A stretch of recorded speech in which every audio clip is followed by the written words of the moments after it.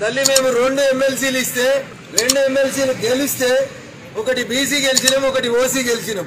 దాదాపు జనాభాలో సగం ఉన్నటువంటి బీసీలని సముచితంగా గౌరవించేటువంటి పార్టీ భారతీయ జనతా పార్టీ. అమ్మ కవితమ్మ, నీకు చిత్తశుద్ధి ఉంటే మీ నాయనతో మాట్లాడి పార్టీ ప్రెసిడెంట్ మీ నాయన అగ్రకులం కాబట్టి వర్కింగ్ ప్రెసిడెంట్ ఒక బీసీకి ఇయ్యండి.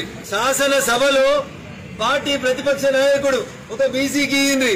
శాసన మండలిలో ఒక ప్రతిపక్ష నాయకుడు అవకాశం ఉంది, ఇంకొక బీసీకి ఇయ్యండి. చేసేటప్పుడేమో వేయరు, ఇచ్చేటప్పుడేమో ఇయ్యరు. ఇచ్చిన 4 ఇయ్యరు బీసీలకి మీరు మంత్రి పదవులు. నడిమిట్లనే ఈటల రాజేందర్ అనేటువంటి ఒక బీసీ తెలంగాణలో పెద్ద సామాజిక వర్గం అని చెప్పిన సామాజిక వర్గానికి మంత్రి పదవి వీకేసింది టీఆర్ఎస్ పార్టీ. ఇవాళ కవితమ్మ వచ్చి బీసీలకు అన్యాయం చేస్తున్నారని మాట్లాడితే దయ్యాలు వేదాలు వాళ్ళు ఇచ్చినట్లున్నాయి. కవిత గారు ఇంకొకటి కాదు, నీకు పదవి కావాలి, మీ బావకు పదవి కావాలి, మీ అన్నకు పదవి కావాలి, మీ నాయనకు పదవి కావాలి. మరి బీసీలకు పదవి ఎప్పుడు ఇస్తారు కవితమ్మ అనేది ఒకసారి ఇలా ఫామ్ హౌస్ చర్చలో నువ్వు మాట్లాడు. మీ నాయనతోటి చెప్పు, అర్జెంట్ గా వర్కింగ్ ప్రెసిడెంట్ పదవిని ఒక బీసీకి ఇవ్వని చెప్పు. శాసనసభలో బీసీకి ఇవ్వకపోతే మహిళకి ఇవ్వండి. మేము మొన్న ఢిల్లీ ముఖ్యమంత్రి మాకు అవకాశం వస్తే ఒక మహిళకి ఇచ్చినాం.